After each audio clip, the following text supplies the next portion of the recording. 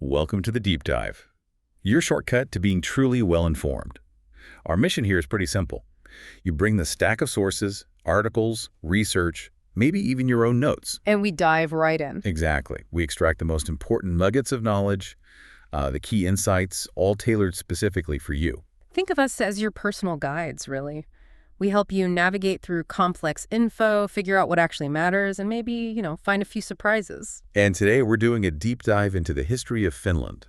We're drawing only from the, fascinating source material you've given us. Right. It's a country that, as the sources point out, is one of the 10 richest, most highly developed places on the planet. But rarely mentioned. It's an interesting contrast. It really is. So our job today is to unpack why. Why does this sort of quiet corner of the world have such a dramatic backstory? We'll trace it all the way from its dynamic, ice-shaped landscape. And the earliest people there. Yeah, through centuries of outside influence, the struggles for identity, for independence, right up to how it became the modern nation we see now. And it's all based on this rich source material. Okay, let's get into it. To really grasp Finland's story, we have to start with the land itself. I mean, the geography, the climate that's fundamental. Absolutely. The sources tell us it's, in some ways, a geologically young country. Young. But they also mention really old rocks. Well, yeah, that's the intriguing part. The underlying bedrock can be incredibly old, like over 3,000 million years old in some spots. Wow. But the landscape you actually see, that's shaped by something much more recent and much more dramatic, the last ice age. Right, and the ice sheet wasn't trivial, was it? The sources mentioned 5 kilometers. 5 kilometers. It's staggering to think about. And as that massive weight of ice pulled back over, the last 8,000 years or so? Yeah, something like that. It basically carved out the land, leaving behind, all those thousands and thousands of lakes that Finland is famous for. The land of 1,000 lakes. Exactly. And what's more, the land is actually still bouncing back from having all that ice on top of it. Still. Yeah, still rising by as much as 8 millimeters a year in some coastal areas. So the view, quite literally, is always changing. Huh. An ever-changing view. That's quite something. The sources also paint a picture of, a damp country. It's caught between wet winds from the west and drier air from the east. Which means lots of clouds. And rain. Uh-huh. Clouds, rain, and big river systems. But the sources are really clear on this point. Despite the beauty, nature there is described as cruel. Cruel? That sounds intense. What do they mean? Well, think extreme temperatures, bitterly cold winters down to minus 51 Celsius. Minus 51. And then summers that can swing right up over plus 35 degrees. Add in powerful storms, strong winds, even droughts. It's a place of, dramatic extremes. Definitely demands resilience from anyone living there. For sure. And then there are the forests. They aren't just a feature, they're the dominant feature. Covering, 78% of the land? 78%. That's huge. Finland is right in the boreal forest belt. The northern tree line pushes way up past the Arctic Circle. The sources even detail the different kinds of forests: coniferous, pine, spruce, birch. And the trees get smaller further north, right? Yeah, they adapt to the harsher conditions. The sources also touch on the animal life. The biota. It sounds unique, too. It is. There are differences compared to Western Europe. There isn't that continuous tree layer you see stretching from North America over to Europe. Some species mentioned are extinct there now, like the corncrake. Okay. And others, like mice, have apparently been replaced by Scandinavian voles. The sources list various animals: lynx, wolves, small bears, furry animals. And they mentioned reindeer being nearly extinct. Yeah, in the wild, presumably. While other large animals like elk, wild boar, brown bears, and big birds of prey like white-tailed eagles, they weigh much heavier on the food chain, as the sources put it. Interesting phrasing. It is. And the southern edge of this whole boreal zone, it's marked by specific trees like beech and elm, and that boundary also limits where you can grow things like potatoes and cucumbers. Makes sense. And historically, those forests and lakes were used for timber rafting. Right, especially after rail-banded sawmills came along. Moving timber by water was key. One last detail on the environment. The sources mention nature preservation is important today, but wildlife authorities are seen as very mild in punishment. That's an interesting observation from the material. So wrapping up this section on the land, it feels like this dramatic geology, the harsh climate, the specific ecosystem, it's all fundamental, isn't it? Absolutely critical. It shaped everything: the resources, the challenges, probably even the character of the people who had to survive and, eventually thrive there. You can't understand the Finnish story without understanding this environmental backdrop first. It really does feel like a narrative written in ice and forests.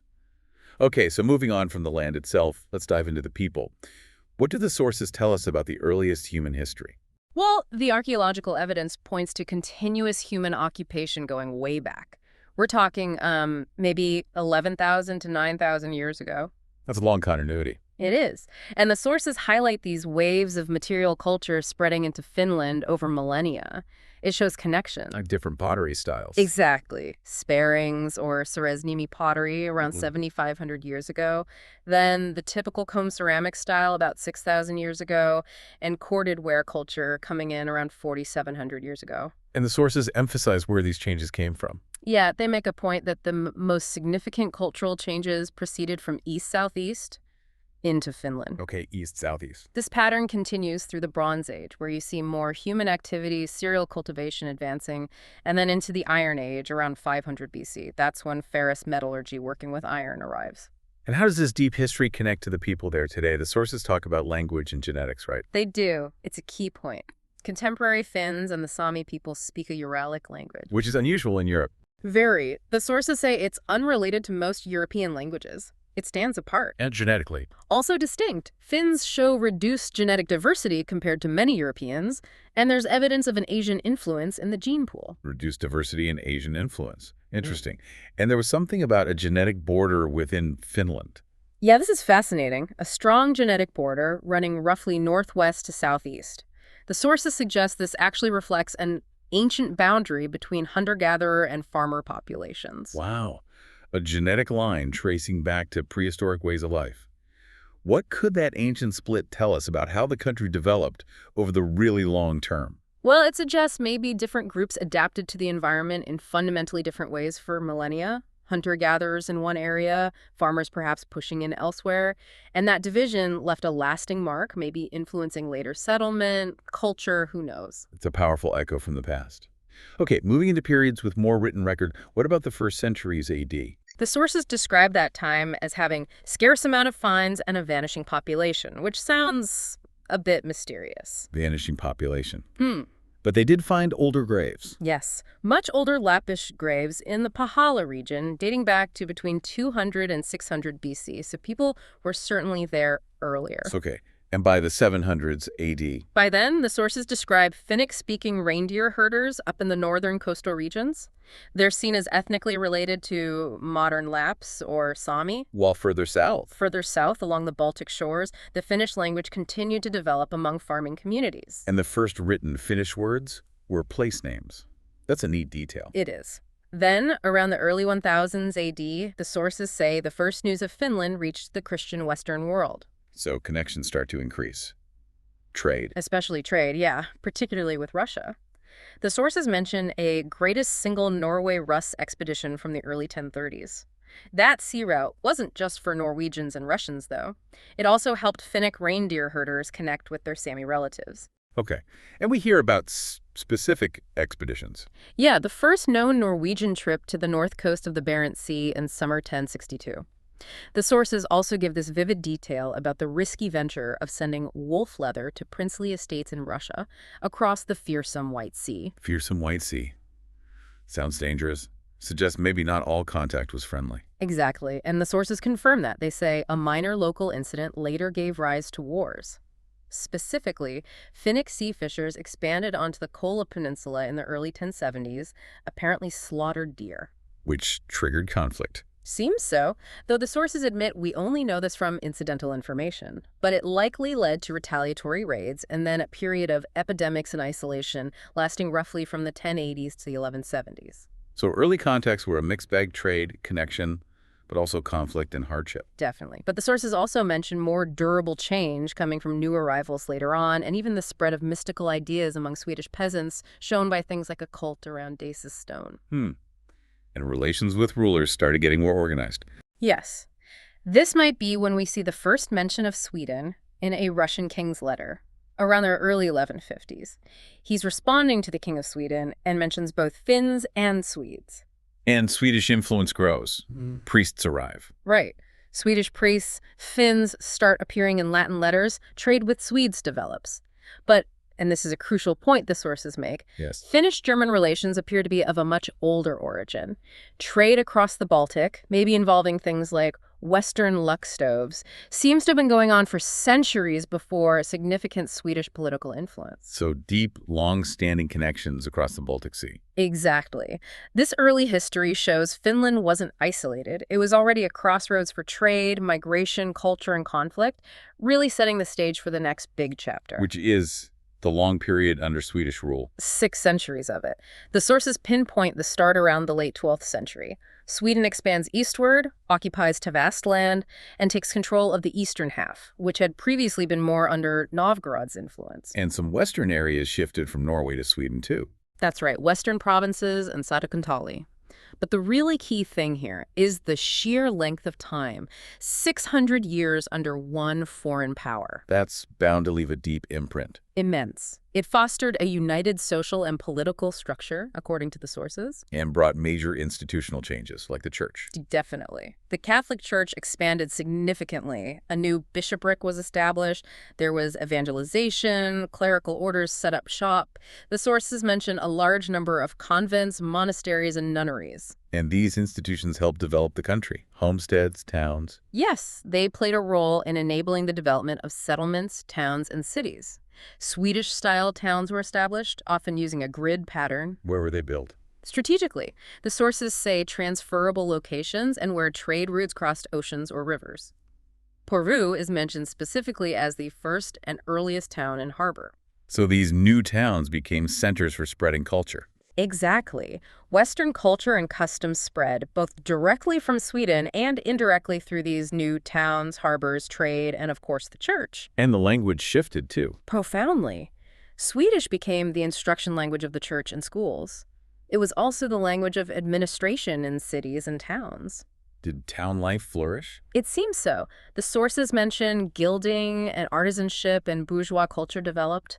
They were also building fortresses, the castle in Turku, Lindhogen in Viipuri, which further boosted town and harbor development. What about the countryside? Did settlement expand? Yes, the rising population and the rulers' need for taxes pushed people to establish villages deeper into the forests and to organize the cultivated land more systematically. Interesting. And the sources mentioned some kind of self-governance starting in the 15th century. Yeah, a form of it. Conquered lands that weren't under direct noble rule were apparently organized as dukedoms, suggesting some level of local administration. There were still conflicts. With Novgorod? Oh yes, wars between Sweden and Novgorod continued to hit the eastern side hard. But a key battle, the Battle of Kiveneva Forest in the mid-15th century, finally brought lasting peace on that border, according to the sources. Okay. So, reflecting on those 6 centuries, how did being under one foreign power for so long shape Finland? What did it set the stage for? It fundamentally embedded Western European structures, legal, religious, administrative, linguistic. It created a distinct entity within the Swedish realm, different from Sweden itself, but profoundly shaped by it. This long, shared history under Sweden was absolutely formative, creating the base upon which a later, separate Finnish identity would be built and asserted. Right, a foundation that would clearly influence everything that came after. Okay, so from that long period of, well, relative stability under Sweden, we shift to a time of major upheaval. Intense turmoil and transformation. The sources kick this off with the Great Northern War, 1700 to 1721. Finland was caught up in this as an integral part of Sweden. And it was tough for Sweden. Immensely tough, especially in Finland, where their army was apparently outnumbered 3-1 against the Russians. The sources note that Finnish forces fought hard, but ultimately couldn't stop the attacks or really change the tide for Sweden. What was the impact on Finland itself? Devastating. The sources use strong language. Ravaged and stripped of its elites. It slipped away from the center of power. It sounds like it reverted to a state of barbarity, even disintegrating into a slowly dying wilderness. Especially after that big Swedish defeat at Poltava. Exactly. That battle seems to have been a turning point that sent Finland spiraling downwards. That picture of devastation, it feels like crucial context for what happens next. Yeah. The Finnish National Awakening. Right. In the mid-19th century, it was partly inspired by Romantic nationalism, which was sweeping Europe, but it was also a direct reaction against centuries of foreign dominance for Swedish, and now, increasingly, Russian influence was being felt. And this awakening was about cultivating a distinct Finnish identity, language and culture.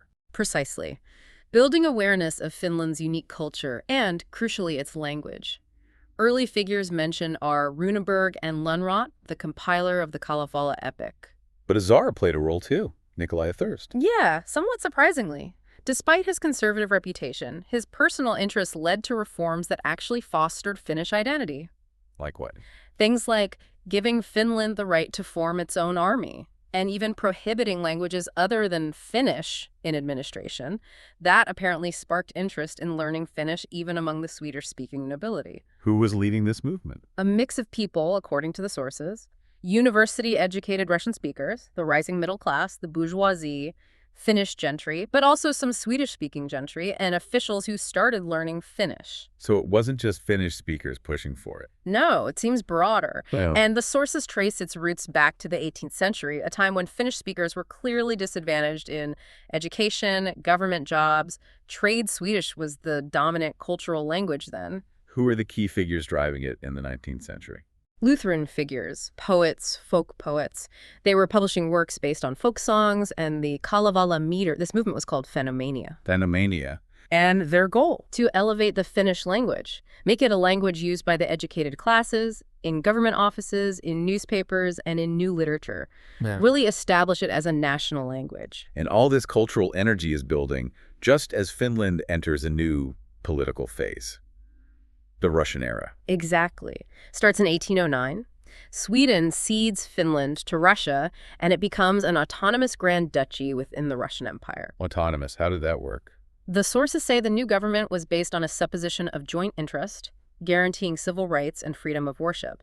The Finnish Diet, its parliament, continued to function as a practical organ of government handling laws and proposals. So it kept some of its old Swedish structures. It did, and importantly, significant steps were taken to develop the Finnish written language towards a national standard. Legally, Finland was in a personal union with Russia. What does that mean practically? How much control did Russia exert? Well, the sources mention a fraternal principle across Russian Europe, but they also highlight that St. Petersburg had limited practical ability to really get involved in the day-to-day running of Finland. That autonomy, even if conditional, was vital. And Finns gained more control over time. Definitely.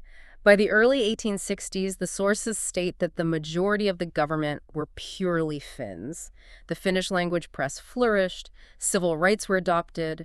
The sources mention the start of the Russian press here, which seems to mean the Finnish press developing during the Russian era. Okay. What about the Constitution mood of 1905? That brought important guarantees for national languages and religious equality. But, and this is the crucial catch, that Tsar remained supreme. You could just suspend it all. Exactly. The sources call this an unwisement concealment. That power imbalance, along with issues around succession, eventually caused a political crisis, leading to the Liberal cabinet resigning. So it's kind of a paradox, isn't it? Being part of the Russian Empire actually allowed this distinct Finnish identity to really solidify. It seems so. The autonomy, however precarious, gave the National Awakening the space it needed to grow and for the Finnish language to gain real prominence. It laid all the groundwork for the push for full independence when the moment finally came. A really powerful example of identity strengthening under, well, complicated circumstances. Yeah. And that groundwork leads us right to the next very difficult phase, the rocky road to actual independence. Yeah, Finland seized its chance during the chaos of World War I. The sources pinpoint the Declaration of Independence to the night of December 6, 1917. What made it possible then? The February Revolution in Russia earlier that year was key. It destabilized the empire enough for the Finnish parliament to declare independence back in June. They'd apparently already drafted a new constitution by then. So the declaration at the end of 1917, it's described as a solemn act, full of hope. Absolutely. Hope for a better life than under Russian oppression. But the sources immediately add a harsh dose of reality, actually being a sovereign state. That took several more years. Why? What went wrong? Internal conflict, severe internal conflict. The hopes for independence were immediately thrown into doubt as the nation split violently into two camps. The Reds and Whites, as the sources call them. Okay, tell us about them. The Reds. The sources describe the Reds as aiming for a reddish unification with the workers' councils. Their ideology was based on internationalism. They saw themselves as part of a world revolution. And the Whites. They were striving for a national Finland. Their focus was explicitly on building a strong army to secure that national vision. It got violent. Extremely violent. The sources state grimly that both sides committed severe crimes against the civilians. It wasn't just soldier against soldier. Who were the leaders? The white leader mentioned is General Mannerheim. He'd later become president, but at the time he was known as a well-known diplomat colonel of Tsarist Russia. Interesting background. And the red leader? Also a future president, interestingly. He's described as a pure Jacobin, or maybe a Bolshevik with a Western meaning. And the sources add this curious detail. He apparently spoke Finnish as with a foreign accent. Strange. So the fate of Russia was still deeply intertwined with Finland's. Absolutely. That February 1917 revolution in Russia was initially seen as a good omen by the Finnish upper classes, the nobility and bourgeoisie, hoping it meant a clean break. But Finland was still technically under Russian administration. Yes, on paper an independent unit, but still under imperial governor's reign of Tsarist Russia through temporary commissioners and military generals who had been there since 1899. Power in Russia itself had shifted to the Dumas and Soviets. But Finland felt far from self-government. Right. A provisional Finnish government, the government of the state, was set up in March 1917, but the situation was unstable. What was driving the internal conflict? What led to the Civil War? The sources point to the turbulence and unrest building up before 1917. Rapid industrialization had created a large working class, often facing tough conditions. There was also social pressure from a rising middle class wanting more power. Were workers' conditions getting worse? Yes, especially around the turn of the century. Unemployment, strikes, demonstrations against layoffs, and wage cuts were increasing. Did they have any political recourse? They did have legitimate parliamentary recourse through a system of duality, according to the sources, but there's a hint that maybe the party leaders in the new parliament felt ever more like sovereign politicians, perhaps less focused on compromise. And the right wing, the property owners, intellectuals. For them, the sources say that while their wealth might have expanded, anxieties over the power gained by the representatives of the newly enfranchised poor were great. They were worried about the growing political influence of the working class. And this anxiety led to violence. The sources state it pretty clearly. After some ultranationalist legislation they supported failed in January 1918, the right decided to resort to violence. They formed armed groups, initially presented as needing to detain certain people like a coup attempt, but it quickly escalated into planning a nationwide takeover. What was the final spark? According to the sources, it was when the Red Guards invaded Inkeri, a Russian-speaking region, on January 27, 1918, and were reportedly killing local inhabitants. That seems to have prompted the white counteractions and coup plans. When did the war officially begin? The sources give February 28, 1918 as the start date, with the Red Guards invading Riihimäki and Lahti. And the brutality. The sources emphasize that. You really do. The 1918 Civil War was brutal. Examples given include Red Guards shooting dozens in resulting pogroms, and whites systematically exterminated all social democrats arrested. The level of violence apparently surprised all. What was the human cost? Immense. By the end of summer 1918, tens of thousands on either side had perished. And the aftermath. Was there reconciliation? Not immediately. The sources describe a mix of calm and terror. Survivors, especially on the red side, were purged, many put in internment or labor camps. There was euphoria among the victorious whites, but society was fractured. Deeply divided. Yes, violence continued, prisons were full. Crucially, the sources state there was no working strategy for nation building. The divisions ran too deep, and radicalism kept breeding more violence. It's just harrowing. Independence achieved, only to plunge into this devastating internal war. Right. How did surviving such a brutal conflict shape Finland's identity and path forward? It must have left incredibly deep scars. It highlights just how fragile nation building can be, how profound social and ideological divides can erupt into violence. And recovering from that, finding a way to build a unified identity after tearing itself apart, that would be a monumental challenge for the new nation. A challenge that would define much of the 20th century, it seems. So navigating peace and war became the reality. What do the sources say about interwar Finland after the Civil War? Well, Finland did manage to maintain its independence and sovereignty after World War I. This was a time when national independence movements were active across Europe. And its relationship with the new Soviet Russia. Apparently, both sides sort of took Finland's independence for granted.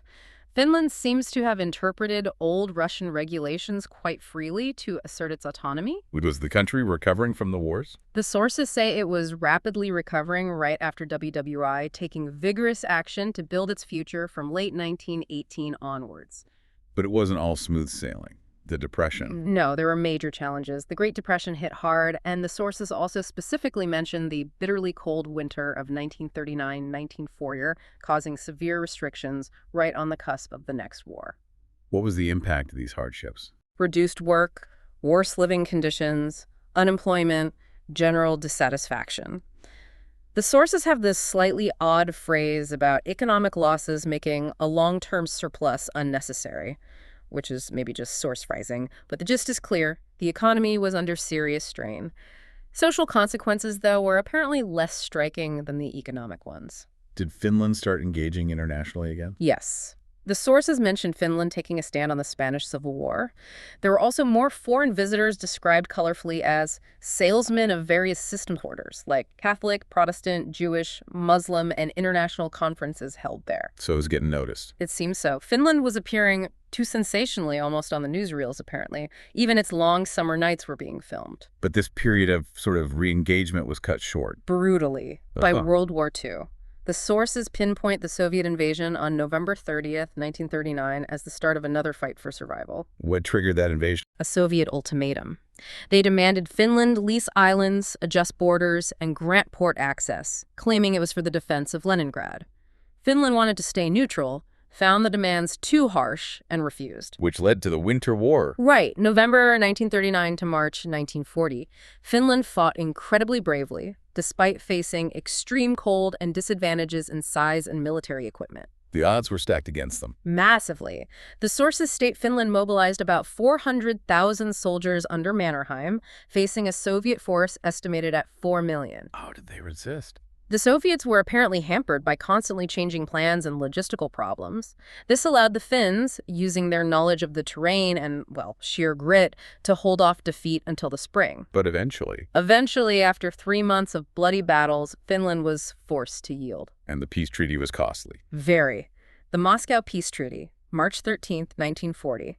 Finland lost the valuable section of the Karelian Isthmus, a major loss of territory. But the fighting wasn't over for Finland. Not at all. The Continuation War started in June 1941. Finland joined the war that Germany had initiated against the Soviet Union. So, fighting the Soviets again, but this time alongside Germany. Yes. The sources describe this as the world's longest warfare from the third day after signing the peace treaty, emphasizing how quickly conflict resumed. It lasted 152 days. And this war was seen as hugely significant. The sources call it the biggest and the most important event in Finland's history since independence. It required massive planning and coordination. What was the mood like at the start? The sources paint a picture of real national fervor, full of youths and excited soldiers who boldly enlisted. There was apparently joy everywhere, meetings, parades. They even mentioned the jazz band on the road to victory playing in Helsinki in August 41. The army marched to the border singing and cheering. What about the economy during this period? Remarkably, war expenses were met, and investments in the defense industry actually doubled Finland's industrial output between 1940 and 1944, according to the sources. It's quite incredible. Facing these two huge conflicts back to back against the same incredibly powerful neighbor. What does this repeated struggle tell you about Finland's approach to survival? It speaks volumes about their determination to defend their sovereignty, whatever the cost. Leveraging everything they had knowledge of the land, national unity, incredible resilience against overwhelming odds. It's a story of punching far above their weight, driven by an absolute will to remain independent. Emerging from that second brutal war, Finland was, again, in a very difficult spot, especially regarding the victorious Soviet Union. Definitely. Despite fighting so hard, the losses were severe. The sources detail being forced to withdraw from well over a third of the territory. Including areas around Lake Ladoga. Yes, Lake Ladoga, the eastern coast, amounting to about 20,000 square miles, a huge chunk of land. And the human cost of that. Massive displacement. Over 350,000 people became refugees, transferred to other parts of Finland. This put an immense strain on the receiving provinces and just added to the huge task of post-war reconstruction. Was recovery solely down to their own efforts? The sources say only partly. External factors played a role. Interestingly, Finland received some unique international recognition, didn't it? It did. It was granted a place in the UN.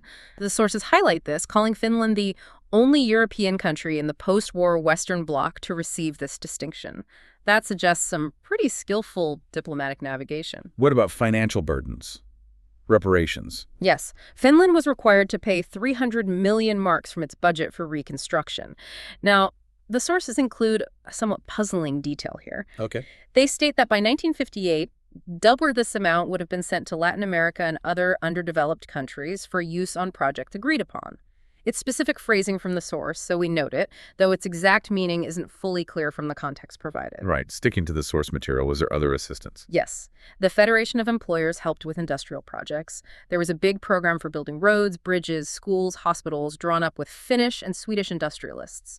New factories were built, old ones modernized. And specific programs. An industrial cooperation program is mentioned, and loans were made available to farmers via the Farm Resettlement Act through the Agricultural Bank. So this challenging post-war period leads into the Cold War. How do the sources describe Finland's position then? As truly unique. It's called the only state that straddles both East and West, but is not a member of either blocs. A balancing act. A very careful one. It's framed as a special variant compared to other neutral or non-aligned states like Austria, Switzerland, or Sweden. The Soviet Union itself is mentioned as another kind of variant. Did this unique status have geopolitical significance? The sources suggest it did. They mentioned that the U.S. and Britain couldn't really monitor the Soviet Union through alliances in that region in the same way, calling it a serious problem. And European peace was seen as potentially reliant on Finland's exceptional status and careful balancing between East and West. So Finland's neutrality was important for stability. That's the implication in the sources. Domestically, they paint a picture of relative calm by the winter of 1947. People felt optimistic indoors, rationing was ending, food stocks were good after decent harvests, more allied food aid was arriving, recovery was starting to feel real. Okay, let's jump forward several decades now. A major shift occurs. Finland starts moving through its European integration towards the EU. Right. The sources give us survey data from spring 1994. At that point, 55% favored joining the EU, 28% were opposed. Had support always been that level? Actually, it had been higher in 1992, but opposition grew a bit in 1993. This was apparently primarily among working-class voters who feared being hurt by the opening up of the labor market. So the issue of European integration came onto the agenda quite suddenly. Very suddenly and unexpectedly, according to the sources. It became a salient issue, and the elite perspective was remarkably unified. So. Almost all elite actors were unanimous. They called EU membership one of the most important events since the Second World War and a historic opportunity. How was the issue presented to the public? The explanations given apparently relied strictly on European integration's impact upon international politics and economic prosperity. Domestic policy implications, or party differences, were initially played down, making only a marginal difference in the framing. Did elites agree on how to handle domestic concerns? Not entirely. Views differed on how best to frame those aspects for the voters. The debate played out in early 1994 through public forums, the media, and party organizations. Media was key in reflecting and shaping public views. And the initial elite framing was very external, very international. Yes, strictly international and external. So the sources find it remarkable when domestic or competing explanations started to emerge later in the debate. Even though journalism was competitive, it seems the pro-Europe message from elites and parties largely dominated. And after the referendum, Finland joined. The sources describe the Finnish approach to membership as very pragmatic. The emphasis was strongly on defending national economic and political interests within the Union. Was there much ongoing opposition? Apparently, considerably weaker in Finland than in Denmark or Sweden. But a key consequence highlighted is the emergence of a new, significant cleavage in Finnish politics. A new political divide. Yeah, an integration cleavage, pro-EU versus skeptical, running alongside the traditional left-right divide. This even led to the formation of a new party, according to the sources. That's fascinating. From that precarious Cold War tightrope walk to firmly joining the European bloc, it feels like a major strategic pivot. A huge pivot, driven by geopolitics, but especially, as we'll see, by economic necessity. That balancing act experience probably informed their very pragmatic way of engaging with the EU once they were in. Right. Okay, let's try to pull together some threads about modern Finland based on what the sources offer on its identity, economy, and overall evolution. The sources frame Finland's rise as a state and nation in three phases. First, its birth, building institutions, getting into the global industrial mainstream, maybe showing some aversion to change initially. Okay, phase 1. Phase 2. Phase 2 is adapting to modernity, the transformation of everyday life. And phase 3 is the current one, functioning in a global economy, being part of the EU and the Eurozone, EMU. Going back a bit, the sources revisit early migrations. Yeah, mentioning those from the West around the 4th, 6th centuries AD bringing changes. They also suggest the name Suomi itself might come from Baltic languages. And even today they say you can identify distinct cultural circles like early Swedish settlers and the real Finns, acknowledging that long interaction. And those historical meeting points with the West are reiterated. Yes, the 10th, 11th centuries, the Swedish Crusades around the turn of the 13th century bringing stronger Swedish Catholic influence, the Reformation in the 16th, and then 1809 when Finland moved from Sweden to Russia. Between these points, the sources argue culture was more primarily East-oriented, oral traditions, sagas, runes. What about later cultural influences? Things like a fairly lenient church administration, the work of monks and priests in the 17th century, a new gardening culture appearing alongside Finnish books in the 1750s, modernization pushed by civil servants in the 1860s, and farmers becoming more important socially and politically. And the Finnish language reaching the top levels of society. Right, rising to the topmost social arboreal levels. This was significantly driven by Finno-Swedes, Swedish speakers, who championed the Finnish language and the Kalevalists promoting Finnish folk culture. Then, independence declared in Helsinki, December 1917. The sources note the bourgeois majority dominated politics until quite recently, 2003. And formal international recognition, de jure, came in early spring 1918, right in the middle of the Civil War. That war, incidentally, also served to organize the workers' movement, the Red Masses. But sources don't shy away from the dark side of the Civil War's aftermath.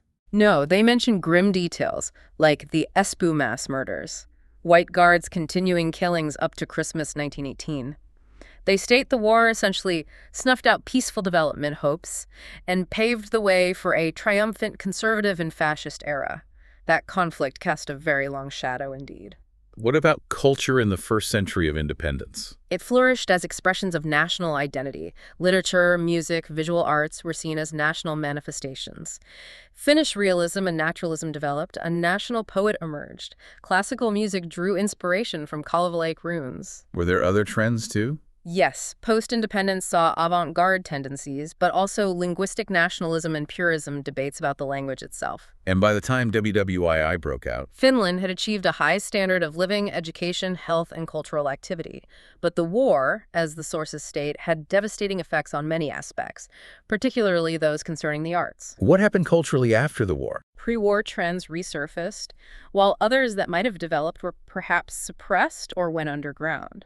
New international contacts opened up, especially with Europe and the U.S., fostering curiosity and reinforcing Finland's Nordic orientation. Any controversies mentioned? Yes, more recent historical or nationalistic literary works have apparently caused some anger or debate. The sources also mention a sense of retreat from the world, maybe stemming from anguish over Western civilization's destructiveness. And in art? A kind of melancholy modernism, abandoning great human ideals, expressed through styles like biomorphic surrealism and abstraction. There's talk of a sense of time, cultural cycles, a mix of yearning for renewal and fear of loss. Interestingly, the sources note a belief that modernism and abstraction might not actually last. But alongside that, other themes persisted. Yes, a continued interest in myth and roots, but also a focus on immediate experience, raw sensation, even absurdity, perhaps as responses to feeling the world was irrational or out of touch.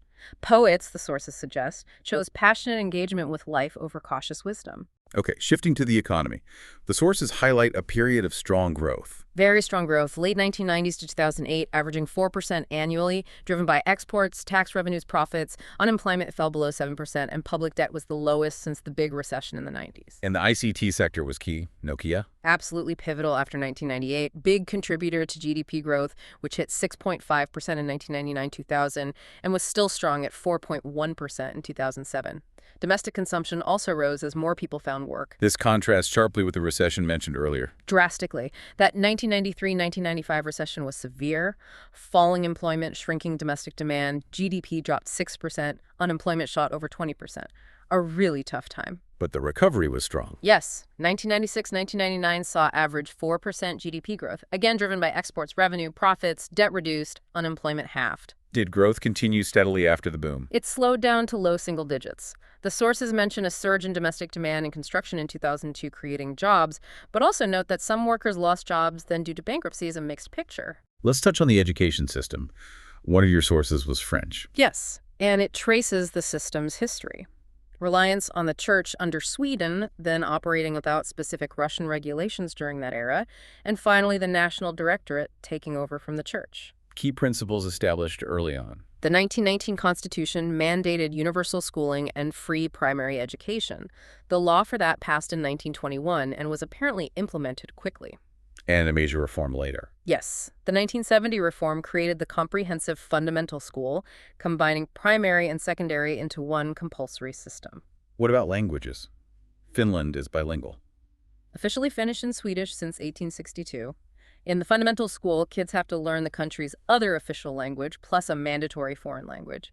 English dominates now, but options include German, French, Russian. And this focus on languages is notable. The French source sees it as putting Finland 20 years d'avance, 20 years ahead of EU goals on language diversification.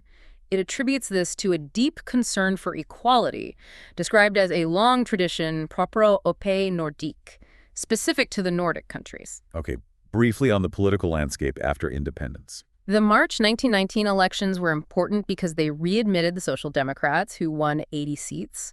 This helped set the basic party structure for the future. And land reform in the 1920s. Yes, described as an important material step towards reconciliation, Versonens, in what was then a poor, largely agrarian country. It involved creating small farmer holdings, breaking up large estates. There was resistance, but it was managed, with Kallio mentioned as a key figure. What was the interwar economy like? Basically adapting to independence and trying to overcome the Depression. Modernization happened in the 20s and 30s, but Finland wasn't a wealthy welfare state yet. It was still mainly agrarian, with little industry, and farming was hit hard by downturns. People wanted to cultivate land, raise livestock. The Lahti region in 1930 is mentioned for meat and butter production. Environmental issues. Finland has a long history with these. It does. The sources mention signing key international agreements like Oslo 72, Brundtland 87, Rio 92. Its huge boreal forests are relevant to climate change discussions, UNFCCC, because they moderate temperature and provide habitat. How do they monitor the environment? Through extensive national networks, marine research, land survey, meteorology, waterways using near real-time satellite data. This helps track things like water quality using specific algorithms for suspended matter or chlorophyll. What about industrial waste, pulp and paper? A big issue. That industry produces vast amounts of waste, like 1.7 million tons of chemical pulp waste annually. The sources discuss alternatives to just dumping it in water, using it on soil, groundwater injection, or upgrading it into other materials. While there are developments moving away from old practices, regional pressures about waste disposal still exist. Technology and innovation winter navigation is given as an example. Yes, seen as a measure of Finland's tech capability. The need for icebreakers became clear early in the 20th century, just like in Sweden and Russia. It required big investments in harbors, too. Was it controversial? It became a hot potato for coastal cities. Parliament decided in 1896 to get 2 icebreakers. But there were problems with the builder, John Brown Company in Scotland, payment issues, costs soared, straining port finances. Similar disputes had happened before with companies in St. Petersburg and London. Did it work out eventually? Yes, despite the difficulties. The move to larger ships actually concentrated traffic, making harbors freeze more easily, reinforcing the need. They realized sailing the sea was not enough. Finland needed its own independent winter navigation capability beyond just the coast. Early fears about night sailing and opposition from the railways were overcome because the need was just too great. Let's talk about identity and language again, specifically after independence. Were there tensions? Definitely. Expectations around the status of Finnish were high. Finnish speakers were the majority, but that wasn't fully reflected in political power yet. There were fears language issues could cause conflicts. And international recognition was tied to this. In a way, complying with international norms was seen as vital for securing recognition and ensuring the state's continuity.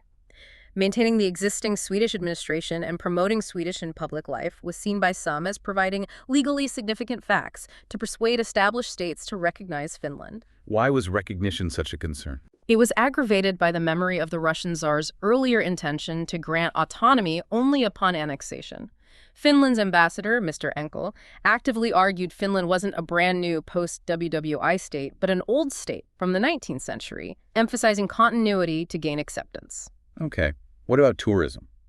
How is that portrayed? As relatively young, non-massive tourism, traditions developed, with the 1952 Helsinki Olympics and a 700 years jubilee being landmarks.